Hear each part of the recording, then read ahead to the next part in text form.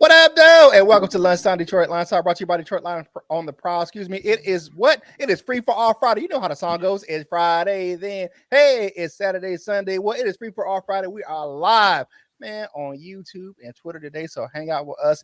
We thank you for coming in. Let's get to some of these quick comments right quick before I bring in the panel. My man Dan Spano says, Happy Friday, big dog. And then Tony Blumenshine, good morning to all those Lions fans out there. Good morning to you too. Let me bring in the panel for today's show. Y'all know who it is. It is the queen of the Prowl, Miss Valerie Bordeaux herself. Good morning, Queen. Good morning, Proud Nation. It's Happy Friday. Let's get into some Lions football today. All right, and yeah, I know he was missing last week, man, but we wished him a happy birthday last week. He was traveling. He was doing his thing, handling his business. My man, Maniac Tim. What's going on, Timmy? Well, hey, no hopium. The Kool-Aid is flying around. It's a great time to be a Lions fan. It is a great time to be alive. And you said it, the hopium and the Kool-Aid. I mean, we ain't getting the little pictures of Kool-Aid. We getting the national media, the big spoon ladle Kool-Aid made in a 5-gallon drum that's going out right now. And speaking of that, so that's getting to the first question of the day. That's what I want to know. Is, and y'all can answer this in the chat. How much Kool-Aid are you drinking this season? Woo-wee! Because it is flying off the shelf like we having a blue light special back in the day at Kmart. Kool-Aid is just all abundance. How much Kool-Aid are you drinking for the Lions this year, Val? I'm not drinking any Kool-Aid after I had that draft party. I drink enough Kool-Aid then. I'm good with the Kool-Aid. Good with the Kool-Aid. Good with the Kool-Aid. All right, what you got, Uncle Timmy? What you got, man? How much Kool-Aid are you drinking this year for the Lions? Okay. What I want to see is I really want to see them win the division. But you know what? Who knows what can happen? I will admit it. I am a hopium smoker. I will admit it. And that's why I am the maniac, because I want to see results. I want to see them take a leap and go ahead and take that division away from Green Bay. And you know what? I may need a lot of counseling after they don't do it. But hey, let's just always go for the win, no matter what. Okay. I mean, we had a lot of close games last year. You know, there was a few blowouts. But who knows? Maybe with the extra players we got this year, some of those losses hopefully will turn into some wins. And I'm hoping for 10 plus wins. I know that's high for anybody else on, the Detroit Lions on the Prowl team, but this is what I'm hoping for. So Maniac Tim is coming in with a big old garbage pail full of Kool-Aid, man. He's got the double. He's got the the double gulp. Back in the day, we get them at 7-Eleven. You get the double gulp. We got the biggest one out there. He got the jungle juice. He got the jungle juice. Yeah. The big, the big. What do you call it? I am showering gallon size of Kool-Aid. Yeah. All right, so your man Curt Steele, I said this the other day. I'm gonna continue to say this thing, man. I'm drinking about a quarter cup of Kool-Aid. A quarter cup. All right, so what does a quarter cup do? Man, it gets you enough you can taste it, but it ain't enough to get you drunk. You know what I'm saying? You can taste it, you can, but it ain't enough to get you drunk. You know what I'm saying? I don't have the hopium pipe right now. And why? Why did you say that, Curt? Okay, Curt, tell you. All right, so you look at the roster, right? We're still in the middle of a build. It's only year 2. Now, some people will say, well, you look at what Cincinnati did, blah, blah. I don't think we're not at the same point where they were. They had a down year where they lost their quarterback. We're just not there yet. However, we should improve vastly this year. Even if we win 6 games this year, that's twice as many games as we won last year, right? So I said, let's add on to that. Give me 7 as the floor. Give me 10 as the ceiling. You know what I'm saying? So that'll put us, a little below 500 or a little above 500. Okay, I got it. You're competing. You're winning games. That's how much Kool-Aid I'm drinking this year. It's not to try to crap on the Lions parade or just be a Debbie Downer. That's not what I'm trying to do. I'm just trying to have a realistic expectation for the team. You still have a roster full of some prove-it players. Even the guys we brought in this year are some proven type of deals, and you have some young, unproven talent. You're going to have to kind of temper the expectations, but I think it will be a lot better season than last year. I think we're going to see some improvement both on the coaching staff and on the field. So a quarter cup of Kool-Aid is what I'm drinking this season. My man, Luke G of Luke G's Field Review. What up, though? My brother. What's going on, family? How y'all doing? Hey, man, it's time for that first question for you.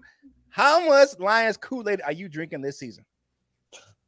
I mean, no more than usual. I mean, but I'm really probably cutting the Kool-Aid off because I'm at the point of drinking standards and expectations. For me, I'm drinking the standard and expectation drink. That's a new flavor. It comes a little blue, but it comes with a little bit more realism instead of the artificial sweeteners and stuff. For me, we at a point where competing is just not enough no more. It's not enough. And for me, I'm at a point where I'm rooting for this team for a reason, and I'm expecting them to finally do something different. Too many things, in my opinion, are lining up in the universe. Jacksonville took Trayvon Walker when many people thought Aiden Hutchinson would go first overall. You have the fourth, or some people say fifth, if you don't want to count the tie, the fifth easiest schedule, which that could be a joke in and of itself. And the fact that you have had 2 draft classes, a total of 15 players brought in that time period. Yeah, my expectations got real. So I'm drinking realism today with a splash of hen dog, but that's about it. I'm keeping it real simple. Just do what you're supposed to do and what you're expected to do. Okay, I feel you, my dude. I feel you on that one. So he said he keeping it real, you know what I'm saying? Expectations. But, for me, there's that whole adage, we seen that those stories when keeping it real go wrong. So that means when keeping it real goes wrong. Keeping it real goes wrong. But I feel you what you're saying. I hear you. So let's go ahead and look at some of these comments, man, because they have fun. Dan Spencer says, "I'm no fun." Hey, hey. If I don't keep it 100 with y'all, man, who I'll keep 100 with, man? You know what I'm saying? So I'm gonna keep 100 with y'all on my expectations of the year. So you got my man Grand Zero 12 out there on the West Coast. He said, we got to sing happy birthday to Maniac, Tim, Val, and Curt. I have a beautiful voice. They like to sing. No, the hell we do not. Okay. The voice of an angel. Yeah. Cap Ice Cold says a fallen one, maybe, but no. He said, Cap Ice Cold says he got to have a half a pitch of Kool-Aid. You know what I'm saying? That's what's up. That's what's going on. Definitely out there. So you're looking at Gino with the, he's looking boy.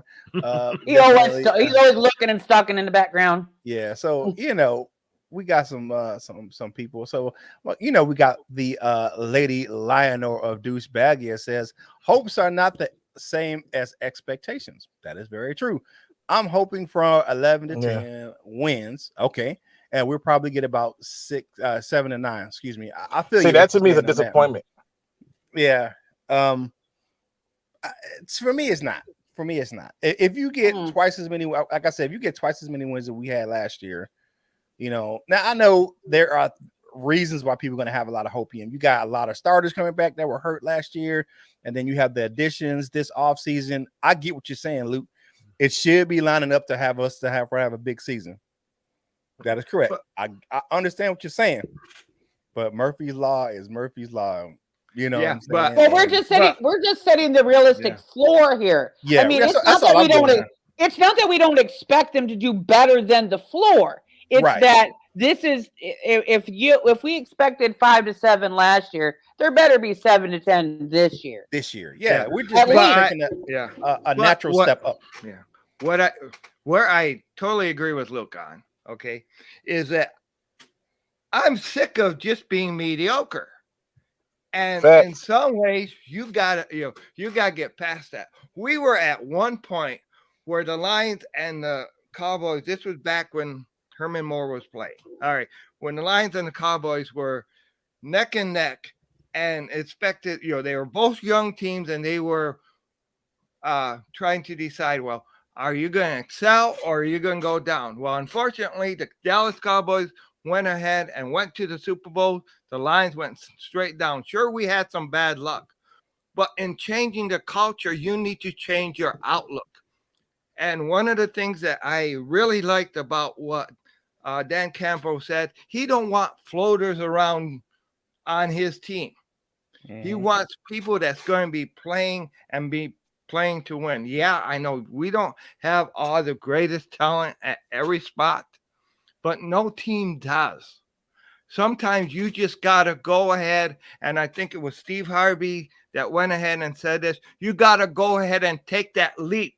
Go ahead and jump for it, and just go ahead and put forward. And one of the reasons we brought in Brad Holmes was to change the culture. And we cannot always be just, oh yeah, maybe next year. I'm so sick of that. I want us to be competing for a Super Bowl. Do I think that's going to happen this year? No. But do I want it to happen? Yes. And I want it, and that's one thing I want Sheila Hemp to answer. Is that what she's building for a Super Bowl win for the Lions? Because I want the Lions to go all out to be that Super Bowl contender. I'm sick of everybody calling the Lions trash. I don't want to be trash. And that's okay. Till putting it down, he bringing that. I mean, listen, on today's show, baby. What he's saying is right. I mean, it just is what it is. Like I said, at this point, we as a fan base have to have higher standards and expectations and stuff. And like I said, when you look at it overall, this team really should be doing some things this year, and it's not going to be acceptable. The floor for me is simply looking at it and saying, were you at least threatening for division or playoffs? 7 wins, you're not threatening for playoff or division. 6 wins, you're not threatening for playoff or division. I just want us to have a higher standard going forward. I understand that. I understand what you're saying. Don't get me wrong. Don't say but what's that? You plan for the worst and you hope for the best. You know what I'm saying? My hope is for them to go out there and win the many games as they can. You know what I'm saying? And be contending for the playoffs. That's what I want. What we're all saying the same thing in just in a different way. It's just a different opinion. All right, so man, we appreciate y'all checking us out right here on Detroit Lions on the Prowl. Now, I know we talked about it several times. The LNU shops. You can go over and get yourself some Lions Nation Unite gear because that's who's sponsoring us. You know how it is. The link is actually in the description today. You can go over there. Thank you, Curt, because that's been. Yeah, I put it in the description today. You can go over to LNUshop.com. Links in the description. If you want to check us out, we're right over there in LNU, Lions Nation Unite. You can get the app. You can go to LionsNationUnite.com, and you can check out all the content from your favorite Detroit Lions content creators right there over there in that app. So let's go ahead and hit this next question, because we got to do that thing. We got to keep the show rolling. Okay, which Lions rookie will have the biggest impact this season? Not one, I know people are gonna look at, I think it should be this person. No, you go out there, who do you expect to have the biggest impact? What you got? Luke G? His mic's off. Okay, maybe. All right, what you got, Maniac Tim? Who will have the biggest impact? Of course, I want Aiden Hutchinson to have the biggest impact on the other team's quarterback and running backs.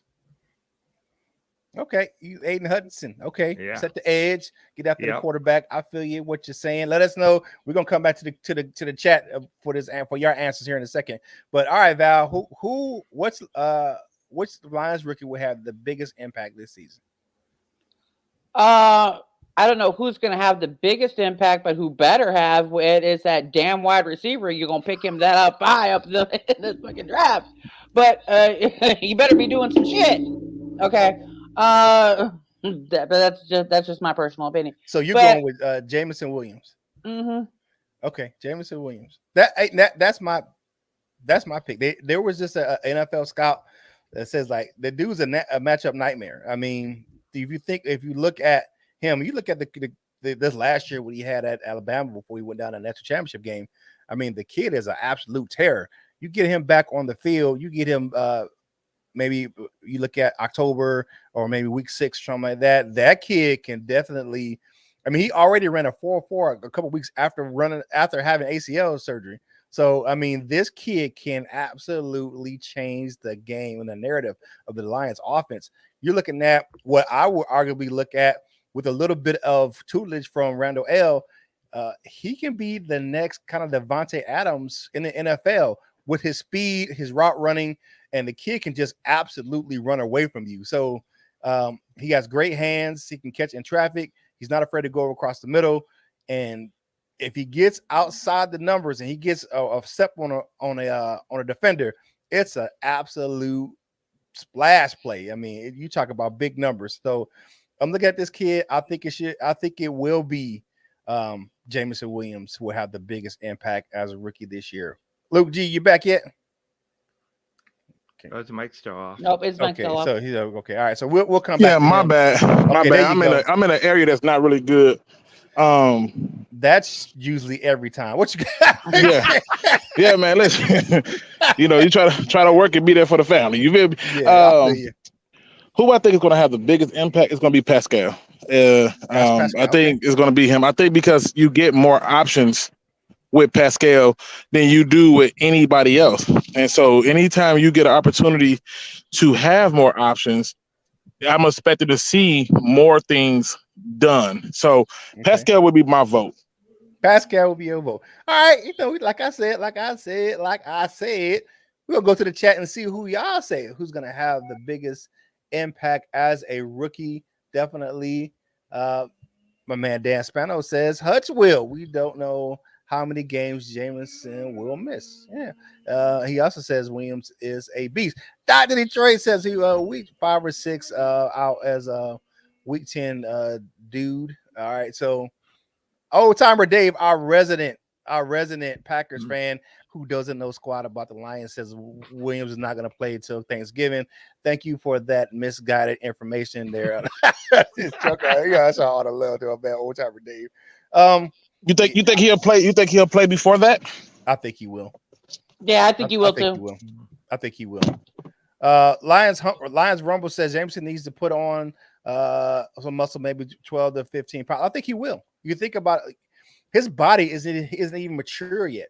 The male body, especially athletes, they don't start maturing and getting in their prime till about 25, 26, maybe to 25 to 28. So the kid's still young. He's still about 22, 23. And that ain't hard to do in the NFL. I have watched so many guys enter the NFL and gain 20 pounds in like 2 months. I mean, it's not. Yeah, it's definitely. Yeah, so I know people who ain't never been in the NFL and gained 100 pounds in just 6 months. I mean, seriously? Yeah, for real. I mean, look at my fat behind. Definitely. All right. Lions Nation Unite. Says Uncle Timmy will have the biggest impact. Okay, I'm sorry. I lost that whole comment. Where did it go? Oh, there it is. Okay, here it is. Maniac Tim will have the biggest impact on the Lions this year. Granzier says Williams is going to play Thanksgiving 2024. Okay. Yeah. Okay. All right. So, people got their own thing. Granzier, wait a minute. Okay, y'all in there. 100 bad pounds. You ain't lying, boy. Trust me. You get some of that age weight get on you, boy. Woo. Sweet. Woo. Jesus. Boy, yeah. I look at some of the clothes I got in my closet. And I'm like, have mercy. How did I fit in that? We ain't talking about this mess today. We ain't talking about this mess. Yeah. So, this big girl who likes to eat ain't talking about that right now. So great. Oh, you know what? I will do that right now. Thanks, Dr. Detroit. Hey, you got to go over there and check out Delightful Bites. Custom cookies and desserts for any occasion. If you like how they look, you'll love how they taste. The links in the description for her Facebook page. If you want to just email her because you don't do the Facebook thing, you can go over and email her at delightfulbites18@gmail.com. Delightful Bites. Get your cookie on. Man, it said now here, Kept Ice Cold asked the question. He says, "Can Malcolm Rodriguez be our new version of Stephen Tulloch?" Maybe about the same size, Rodriguez is that dude is swole up from the flow up, man. You look at that dude I thought he had on pads. But he just had on the jersey. I'm like, this guy is ridiculously swole.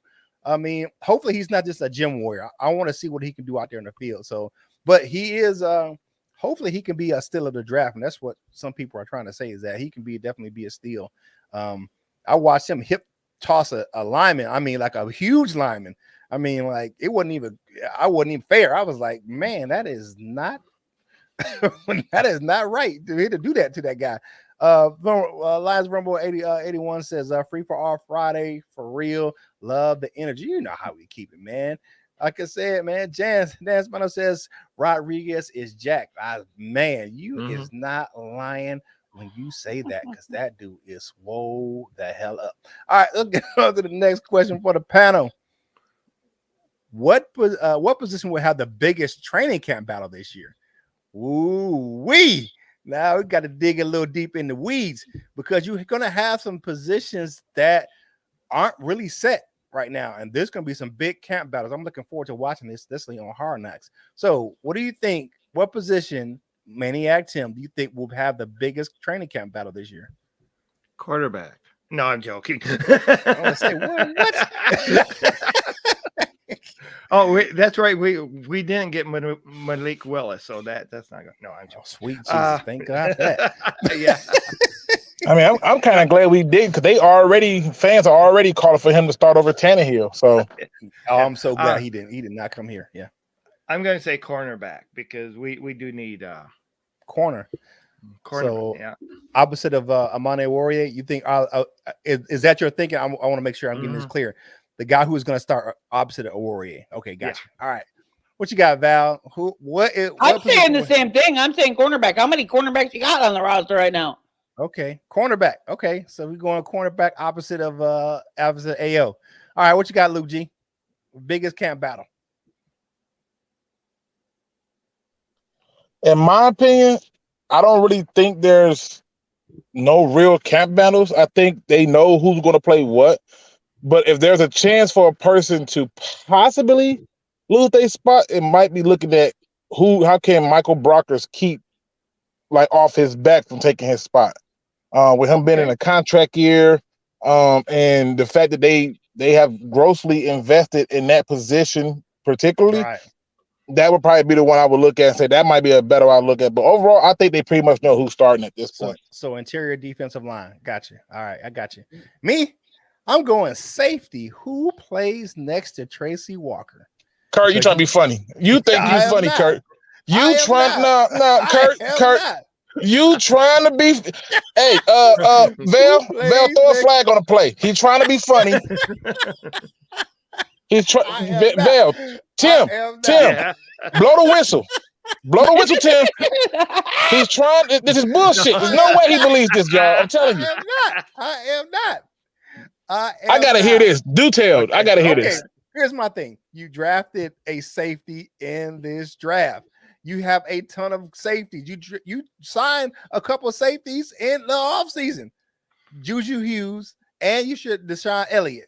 Deshaun Elliott's coming off an injury. They don't know who the hell this. They can look at the tape and kind of see, but until they get him on the field, he is still a question mark. So my thing is, who's going to start next to Tracy Walker? We know damn well it shouldn't be Will Harris.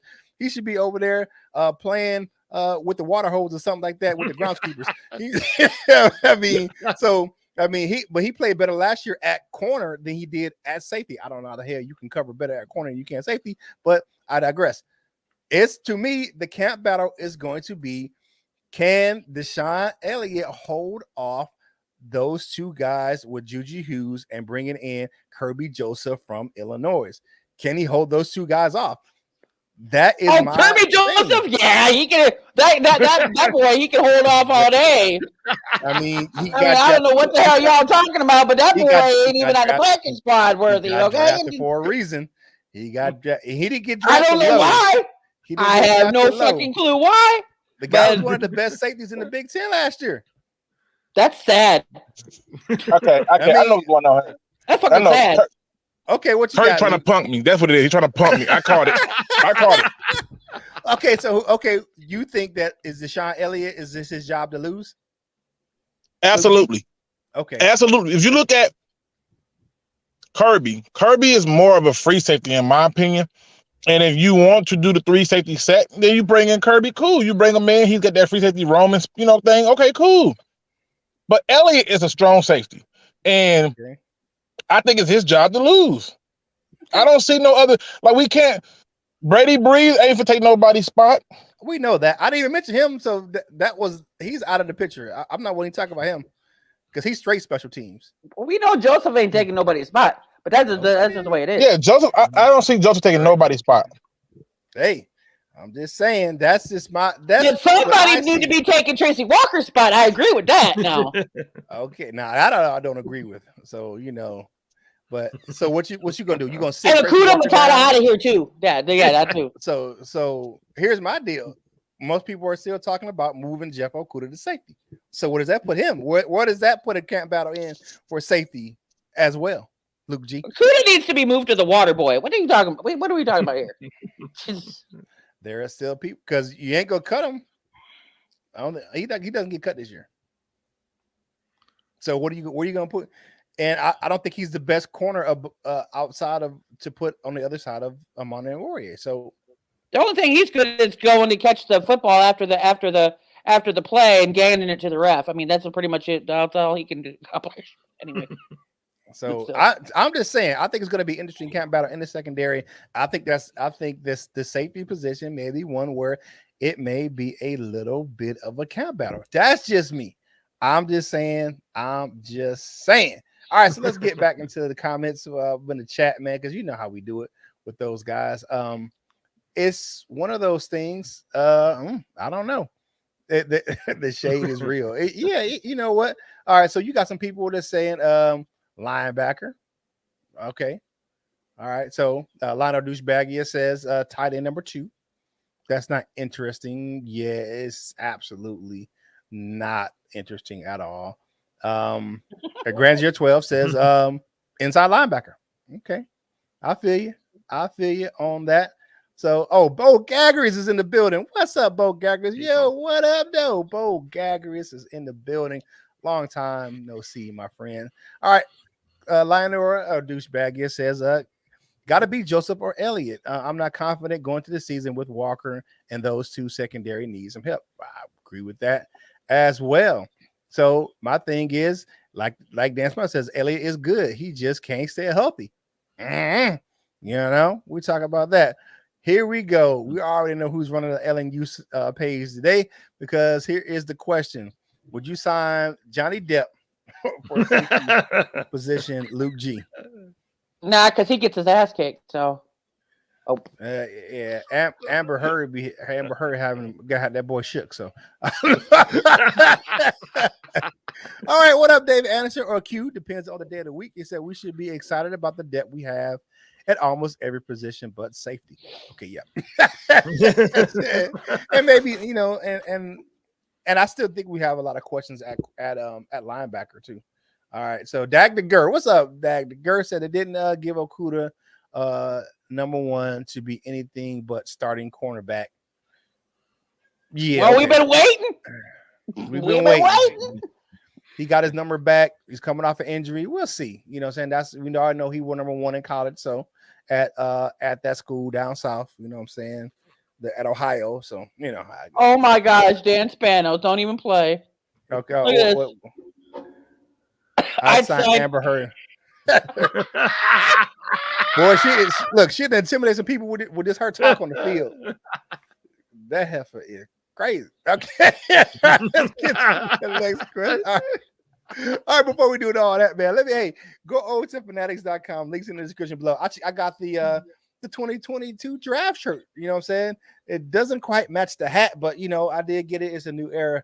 You get it over there. If you want to get yourself some Lions gear or any other gear of your favorite teams, go over to Fanatics.com. Links in the description below. A small portion of the proceeds from that link go to help us grow the content on this channel. All right, so let's get back into the questions. All right, give me your thoughts on the Lions holding joint practices with the Colts this year. Because we missed it last year. And some people think that's a very important part of training camp, just to be able to go against some other people. I'll give you my thoughts on it, but I'll go first this time. I like the idea of them going against a team that we're not playing this year. I like the fact that we're able to line up against players that's different from ours, because you get, after so long, it gets monotonous of going against the same guys over and over again in practice. Dan Campbell missed the deadline to set it up last year, but this year he got that thing in early, and we'll go up against the Colts in practice for a training camp this year, and it's going to be on Hard Knocks. The team that was last year's in-season Hard Knocks is going to be on Hard Knocks with us doing joint practices. What you got, Lou G? What's your thoughts on the Lions holding joint practices with the Colts this year? I have always loved the joint practices because, to me, it's an opportunity to do two things. One, put your talent against somebody else who really don't give a shit if they hurt you or not. But two, it gives you a chance to scout what's over there that they may not want, that could possibly hit the mark. That could possibly hit the market that you may want. It also gives you an opportunity to evaluate your talent appropriately. I do wish that. Let me put it this way. I'm happy that they chose to do a joint practice with the Colts. I wish they would have did it with like the Browns, and I'll tell you why. I need for a team that I think is going to run the ball often and very much to be doing it in practice, so that the Lions can get their feel of what it's going to be like to try to stop the run this year. But the Colts is a good, opponent to try to see how that's going to go.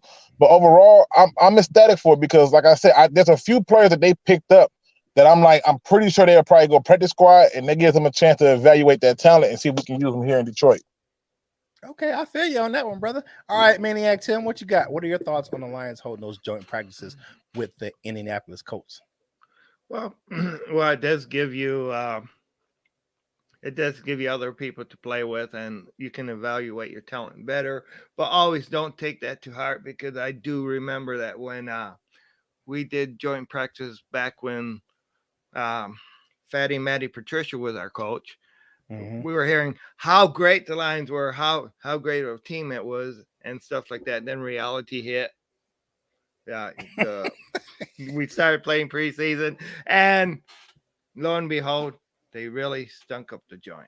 So, it'll give us some insight as far as how we can do against other teams, but I feel don't you buy on into it too much. Well, you got to remember with that, I'll take anything that happened during the Matt Patricia era with a grain of salt, just to be honest with you. And it could have happened during the Matt Patricia era too. Yep, he should have never even been. First of all, that's not the player that Matt Patricia wanted for the Lions. Second of all, when he got here, he should have been put on the shelf with the groin injury. He should never even play. He should never even played the first part of that season. We end up missing multiple games with that groin injury. All right, Val, what's your thoughts on the Lions holding those joint practices with the Colts? My thought is that we shouldn't take too much into how those joint practices go, because I'm with Tim on that one. But it is also very crucial for the team itself to actually be able to work out the kinks in their play, be able to gel together, be able to figure out, to work out all the bugs of their play, before the season starts, before it becomes crucial. So that I think that those joint practices are very important in that respect. Now, should we take everything? Should we take what happened in the joint practice game and go, this is how the season's going to go? No. But just take it as this is them as a way to be able to figure out their shit and get their shit together. I understand that 100%. For me, I like it. Like I said before, I just got to watch it in my house. My wife's in Baltimore. I still kind of sore about the Mayflower trucks leaving in the middle of the night. The team that happened today. Well, I mean, they are still upset about that. And it happened many moons ago. But and if a fun fact is that when the Indianapolis Colts go to Baltimore, they still only put Indy on the sign. They don't call them the Colts. They put Indy. They still sore about that. So, all that being said, let's see what you guys got to say about that, and get some questions in the chat for us today, because we rolling today. We rolling through these comments and through these questions for the panel. So we need some questions from you guys. All right, Mr. Scotty the Bear says, let me get this thing up here. I like the joint practices. Fresh contact is good for the team. I feel you on that. The Frenchman, baguettes, and all that. 140, Pride 40 says, well, at least it's not joint practices with the Pats. Yeah, I was so sick of all the Patriot talk when those in the last regime. Yeah, okay. Lionel Douchebag says it's always interesting to see where new players are at when it comes to being comfortable in the scheme. The earlier we see that, the better. I feel you on that. You know what I'm saying? That must be a conversation that she was having with someone else. All right, Joyce. She also says joint practices are good barometer. Interested in seeing how Hutch against Matt Ryan that early. I don't think contact's still not allowed though. Not like that. You know, I don't think they're allowed to. I think it's still like a two-hand touch type of deal on the quarterback, because they still are wearing their red jerseys in the joint practices. You know, at the quarterback position, you can't go out and lay somebody out, because trust me, it'd be a whole bunch of people getting hurt in joint practices. if that was, then you would never be invited to a. Yeah, I mean, you have enough fights, and that's something to get you a little. You get some fights in there. You get people get a little heated. Now, just for the record, Curt, I got two questions I got to ask, because I think that I'm going to be asking these questions because I need to understand our fan base mentality on some of this stuff. Okay. Then we'll go to you. What you got to ask? This is the first question. This is the first question I got for everybody here today. Okay. How many games do you think Jameson Williams will play this season? All right. Starting off with you, Curt, then we can work our way around however you see fit. You pass it to whoever you want to pass it to. How many games do you think he plays this season? I think he plays 10 games this season. How many? 10 games. 10. 10. Okay. I don't know why I thought you said 20, but okay, cool. Okay. Yeah, damn, I ain't saying. No, I'm like 20. I'm like, oh, we going playoffs, huh? No, 10 games. 10 games this year. 10 games. Okay. You pass it to whoever you want to. All right, Val, what you got? I say 10 plus. I think he's almost ready. Okay, cool. Perfect. And Tim? Hey, I'm hoping he plays the whole season. No, Tim. We're not doing no hope here. Okay. We want you. If you had to bet on it. 14. He said 14. 14. All right. Now, here's my next question. Start with you, Curt. Okay. What's a realistic expectations for 14 games from Jameson Williams? I'm talking yards and touchdowns. Yards and touchdowns. He plays 14 games. Yep. Okay, 14 games. I'm looking at the offense and what they want to do. Up tempo. I say 1,000 yards and probably about 7 touchdowns. Okay. I won't go that high, but I'm at least expecting 3 or 4 minimum out of him as touchdowns. 3 or 4 touchdowns. How many yards did you guess, Val? Depends on what Goff does, though. I mean, he really. It's meant to be a challenging question. I'll be over 500. I'll say over 500, minimally. Okay, and Tim. Okay. 1,000 plus yards if he plays 14 games, and I want to see 8 touchdowns. Okay. Now, ironically, all of you, except for Vale, actually put a higher expectation on him than what was produced in 10 games by Calvin Johnson, who had 756 yards and 4 touchdowns. And I bring that up because my attitude to it is, if you believe that he's going to play those 10 games, then my belief is, shouldn't he have better production if he's that guy? He's worth you moving up 20 spots, giving up the 3rd round pick, because that's all it is, a 3rd round pick that everybody keeps spewing out there, which I think is a joke. But if that's the case, he should have a better season than Calvin, and he should have a better season than Amon-Ra St. Brown. Yep. So that would mean that if he don't, you should be looking at him and saying, okay, next year I got even higher expectations, because this is where I'm having a disconnect with our fan base when trying to look at expectations when it comes to the first two picks. When I was growing up, like many of you, I was always under the belief that your first two picks should be on the field. And right now, we had an opportunity where we had 3 picks in the top 46, and 1 would be on the field. And if the other one's on the field for 10 games, which again, fine, 10 games. I love hearing the high expectations because it should be high. It should be, look, we got this from a guy, and I'm St. Brown, who I think only started 8 games, and he almost had 1,000. I think he had like 8 something. I can forget the exact number. Yeah, I think it was 859. 859. There you go. So something like that. So and then you're in a league where it's a passing league, and he's supposed to be a guy to take the top off. And I don't want to hear about no ATL, because if he can't run, don't get on the field. So my reason for asking that question is because I'm trying to understand our fan base expectations for these picks. That's what I'm trying to figure out. Actually, I'm sorry, he had 912 yards last year receiving. I'm sorry. Yeah, how much? 912 yards receiving last year. Oh, then you was way too damn low, Val.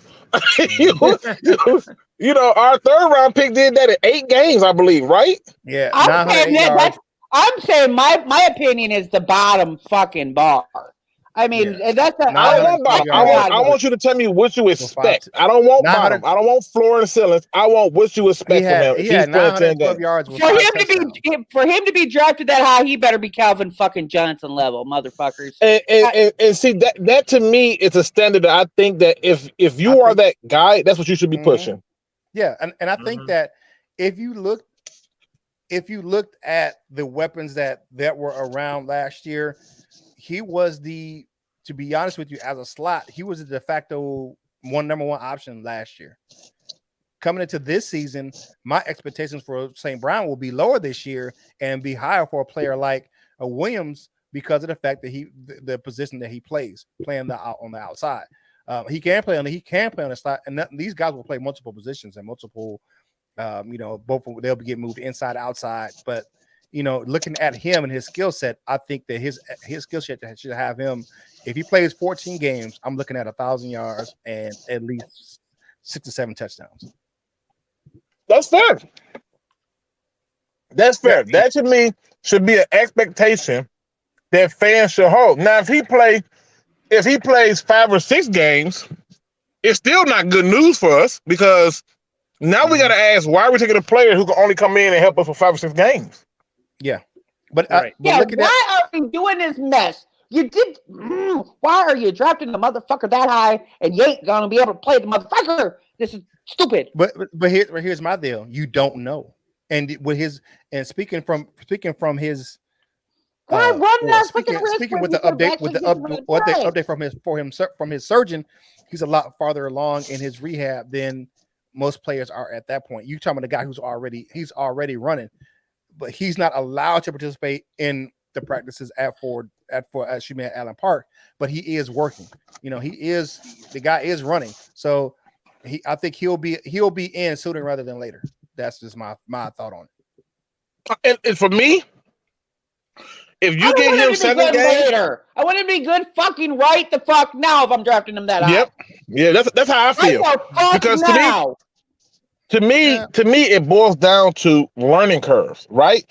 Like I knew when Okudah came in, I was like, yeah, I probably wouldn't take him unless I believe he was Charles Woodson or Darrell Reeves, because I knew Okudah's learning curve was going to be higher, and I knew he wasn't that guy.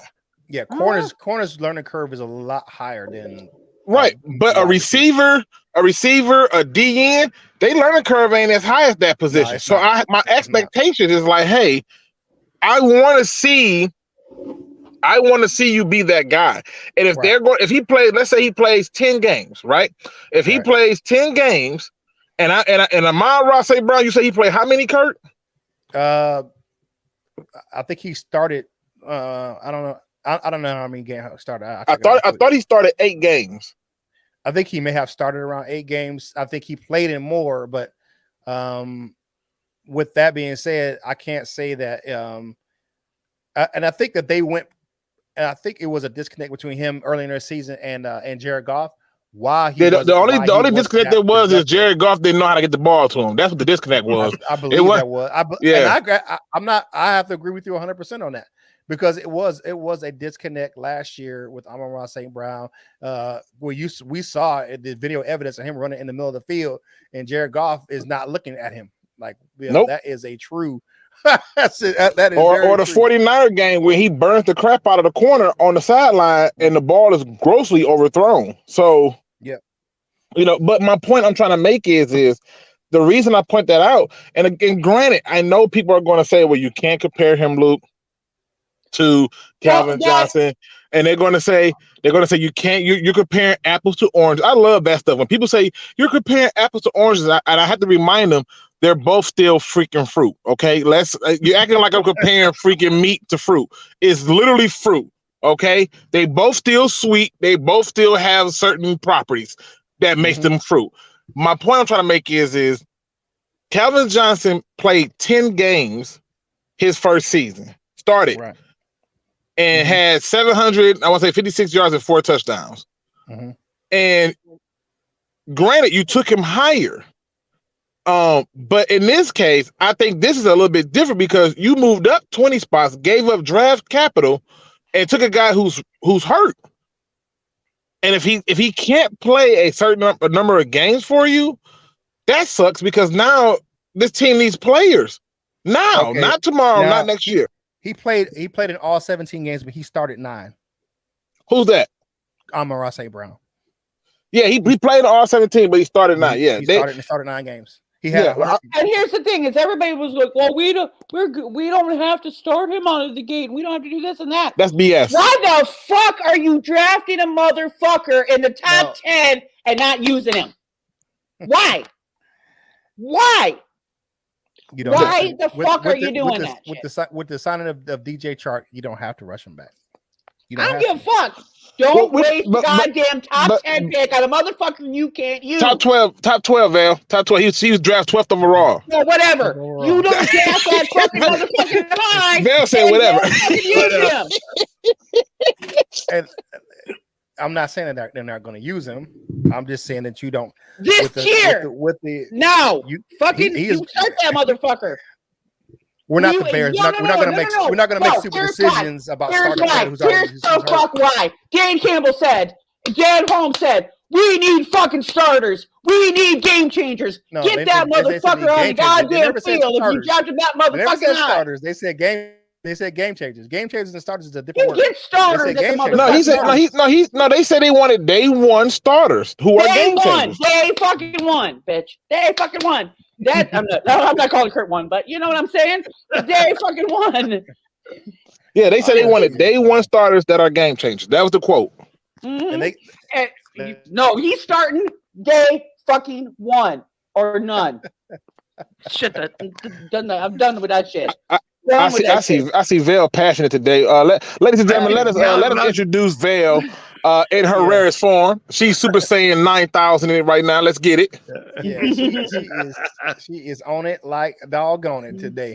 So yeah, Val is she letting it go a little bit less today. All right, so let's get into the last question for the panel for today's show. Thank you for that question, though, Luke G. I appreciate that.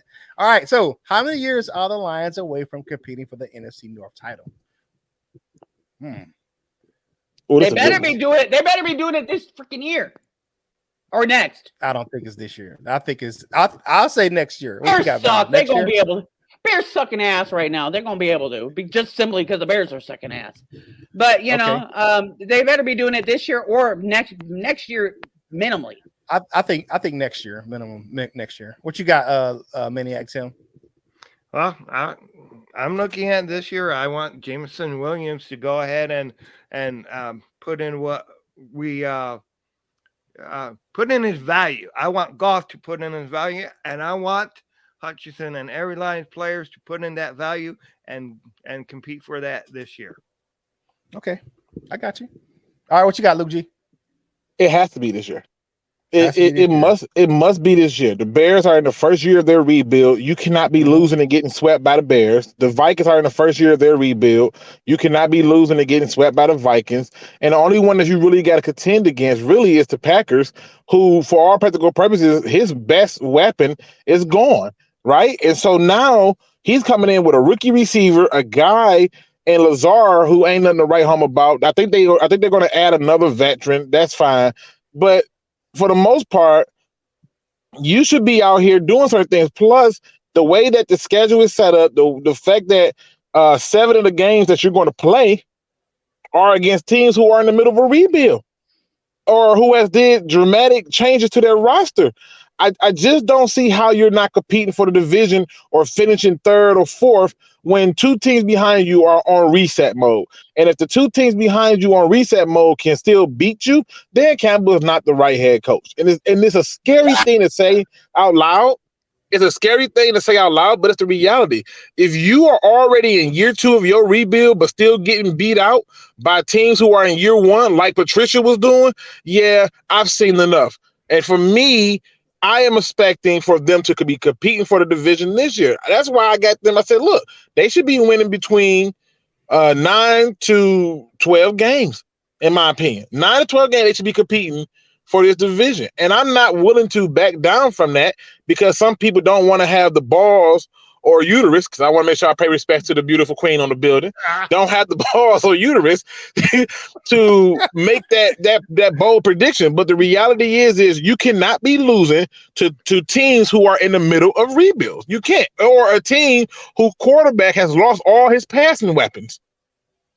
Luke has got me on Holy Spirit activate mode today. I mean, right now, I'm about to do the Pentecostal jig, man. I'm just about to. Think about it. If you look at the Packers, they lost to Darius Smith, who I think was their best pass rusher. They lost Devontae Adams. They're coming in with Lazar, Christian, from North Dakota State. I'm drawing a blank on his damn name right now. Watson. Watson. Yeah, Watson. So they're coming in with Christian. They're coming in with Amari Rogers. He's going to have his work cut out for him in terms of getting the ball to these receivers and stuff, and they still going to perform. Don't get me wrong, but my reality is this: everything is lining up for you right now. If you're talking about waiting till next year to see that play out, yeah, I'm a little disgusted because.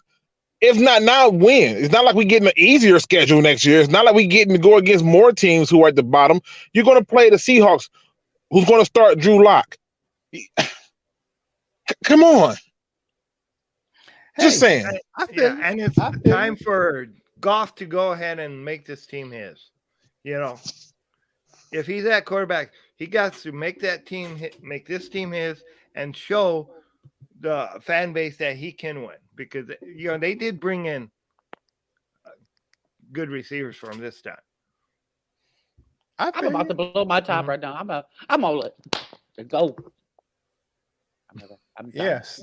Sip slow, don't guzzle. That's definitely what I said. That's what nobody in the comments. I'm trying to hold it back, y'all. I mean, I'm sorry for that that comes out of me every once in a while, but you know, it is what it is with me. You can't, I mean, there's no filter. I'm sorry, y'all. You had to send your kids to the other room. I apologize. But plus, Vel, I understand why you're doing it because at some point we gotta stop making excuses. And like I said, like I see one comment in there, and I'm not saying it's an excuse, but he or she says that, oh, this is, you know, Dan Campbell's a rookie coach. No, he's not. He had one season. The rookie coaches are on the Bears and are on the Vikings. Those are the rookie coaches. And if you're losing to them, like how Matt Patricia did every opening day against rookie head coaches, we got a problem. I love the passion today. And also rookie quarterbacks too. Yeah. He I love the passion from everyone on the panel today. Val, you doing your thing. All right.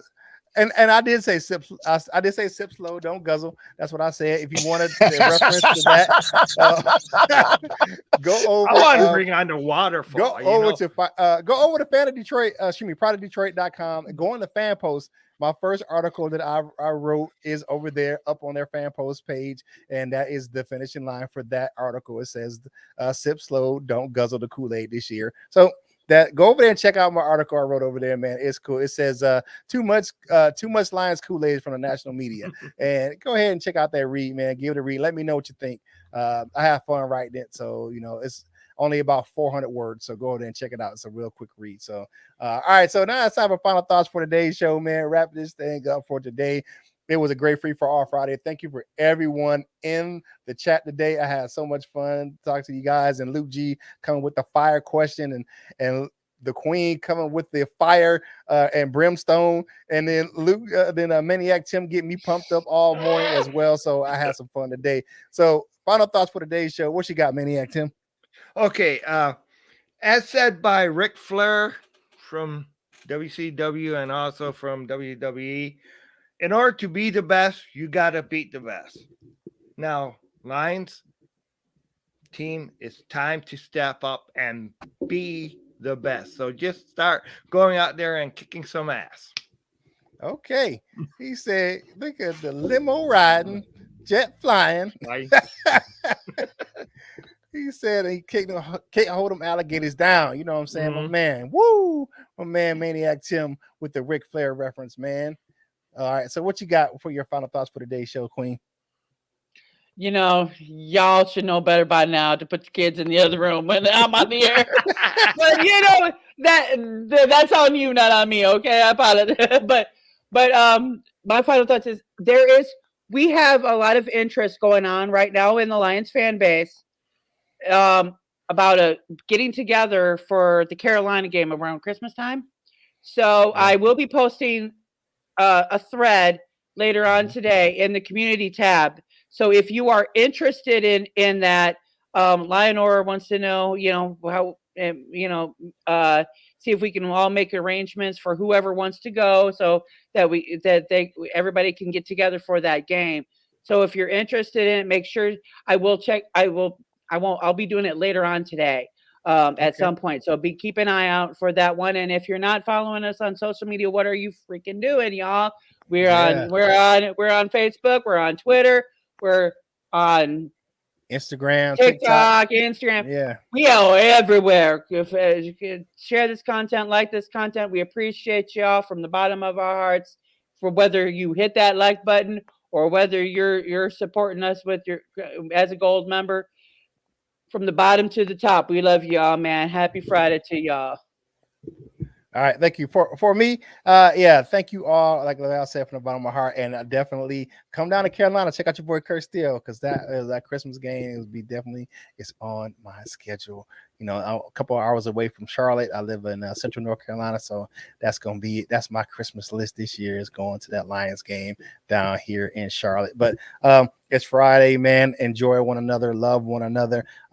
Good news, my blood sugar levels are really, really good right now. So we're kicking this diabetes in the butt. You know what I'm saying? And medication is changing, doses is going down, and exercises is going up. So good things on that front. So like I said, I keep my family in, saying what's going on with me and my diabetes. So you know how it is. I got to keep it 100 with y'all. So we try to do some big things with this thing, kick that diabetes in the behind. Now it's time for my man, my mellow, get on the mic, because you eat jello. It's time for Luke G's inspirational thought for the end of the show. Hey, again, thanks, Fanatics, for having me on as always. Thanks to the subscribers for coming in and joining us, having fun with us, and just taking in on all of this. Today's positive quote comes from my grandmother. That's a beautiful woman. She has the most unique ways of bringing things to perspective for me. She told me the other day, whether you crawl, walk, run, or roll, your destination was already mapped out for you. Simply just get through it. Now, see, Grandma wanted me to understand something. I have a tendency to be a little bit impatient when it comes to things. And Grandma wanted me to understand simply this, that anything that was meant for me was already in my design. It was already set up for me to walk into it. I simply have to figure out how I want to do it. If I choose to roll into it, does that mean I'm going to get there faster? Probably not. If I run towards it, does that mean I'm going to get there faster? Probably not. But what I must do in all aspects, whether I crawl, walk, run, or roll, I must stay the course towards my destination. See, some of y'all don't stay on course. Some of y'all like to deviate a little bit. You want to make a few stops along the way and talk to things and people who don't have your best interest at heart. You take time to try to figure out if you should move forward and you stand still. But if you just simply put the foot in front of the other, or put the pedal to the metal and tell yourself that I'm already on the road to my destination, I simply just have to keep moving. Grandma got me to understand quickly that no matter what I was going to do, no matter how much I wanted to do, how fast it was, or if I thought it took too slow, what I needed to do was just go towards it, accept it when I get there, appreciate all its glory, and let it be passed on to somebody else as I start to try a new journey. People, let that be your positive word today. And if you don't do nothing else, please do your research. We are out. Yeah, definitely. Hey, man, thank you all for joining us right here for Free for All Friday. We'll be back next week with some great content, and a special tribute will be on Thursday. So keep tuned for that. But you know what you got to do for your boy Curt Steele. Whatever you do in life, you got to boss up, ball out, and be the best version of you that you can be. For the panel, this is Curt Steele, and we will holler at you real soon. We love you, Jim.